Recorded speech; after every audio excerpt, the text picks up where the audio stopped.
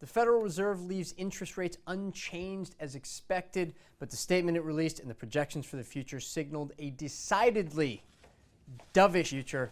I'm Cardiff Garcia of FT Alphaville. I'm joined by John Authers, as I am every, 12 weeks? Something like that, isn't it? Yeah. This is like the least frequent, regularly recurring show on the internet. Yes. Is what did Janet Yellen Many do? people can probably be quite relieved about. Yes. But yes, what's Janet did next? Yes. Yeah. Speaking of Janet, let's start by talking about interest rates, okay? Left them unchanged. Just a few months ago, it was thought that March would be the second hike. Do you think that this was mostly a response to all the turmoil that we had in January and February in financial markets? Yes, plainly. I mean, there was a very brief soft patch in the data in January that really scared people, but plainly what was really about was China, the run on emerging market currencies and on oil and other commodities. That run is largely over. Much of the damage has been repaired at this point. There was really no way ever that they were going to be raising rates at this meeting once we'd had that ugly run in January. Right. Even if the recovery had been even stronger than it has been, they would still have felt the need to wait. So that there's no surprise there that they didn't raise. Yeah, that makes sense. You know, one of the, I don't want to call it a controversy, but one of the uncertainties of the last couple of years was whether or not the Fed, despite its claims, is really data dependent, right? Yes. You hear this phrase all the time, but still a lot of skepticism. And a lot of times when members of the FOMC make public remarks, they have this kind of annoying habit of referring to calendar-based guidance anyways, right? Date-based guidance instead of data-based guidance. Today seems like a way to reinforce their credibility, to say, look, we thought we were going to raise rates. We saw what happened. We decided not to.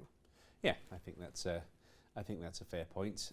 That being said, if you take a look at how the market reacted, we had very briefly the elimination of the mismatch between what the market was expecting and what the Fed was telling us. Like, nobody believed the official median projection from the dots that the governors point out for where they think the rates are going to be, that there were going to be 4 rate hikes this year. Right. At one point, the Fed funds futures market was suggesting there was an exactly 0 chance of 4 rate hikes and a minimal chance of any at all. Right.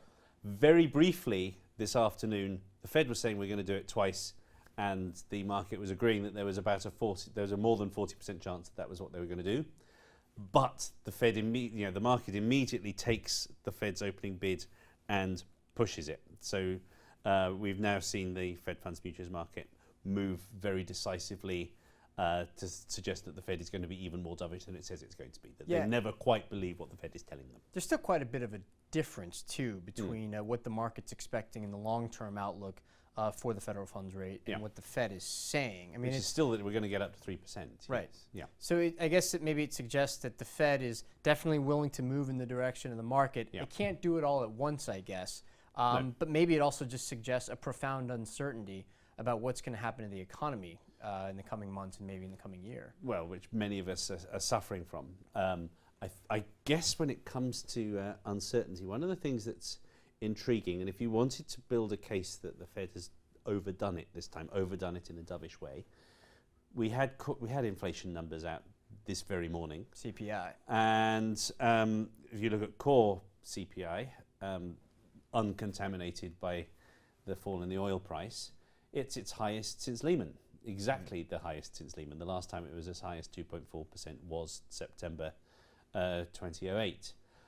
It's intriguing given that central bankers are expected in their DNA to be particularly averse to inflation.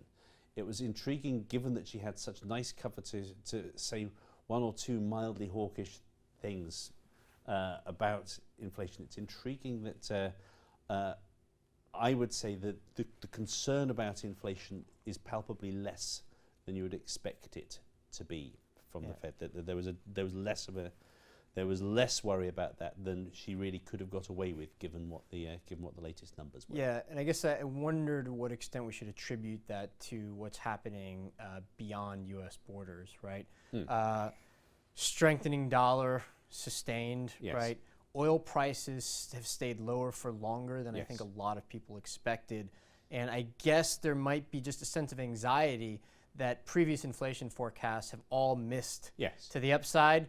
they want to be careful not to do that again, and in doing so, they risk missing to the downside. Well, and I suppose, yes, I completely agree with all of that. The other critical point, I guess, is the countries that Janet Yellen name checks, which tend not to be mentioned so much in the markets, are Canada and Mexico, which, because of their proximity, are the ones that really do have an effect on the US, because they're both very oil-exposed economies. They've seen very significant devaluations, and they really don't want to see the dollar strengthen too much further against those two currencies for extremely good domestic reasons. Those are beyond the national borders, but they've had a direct impact. One interesting sub-story on this, given that last week we had an example of a central bank trying to use the pulpits and not doing so very successfully. The ECB wanted to weaken the euro, and it actually strengthened after he failed to be sufficiently dovish about the future for interest rates. We've seen the euro strengthen another leg up today on the back of this. That's a rational response from the market, I think.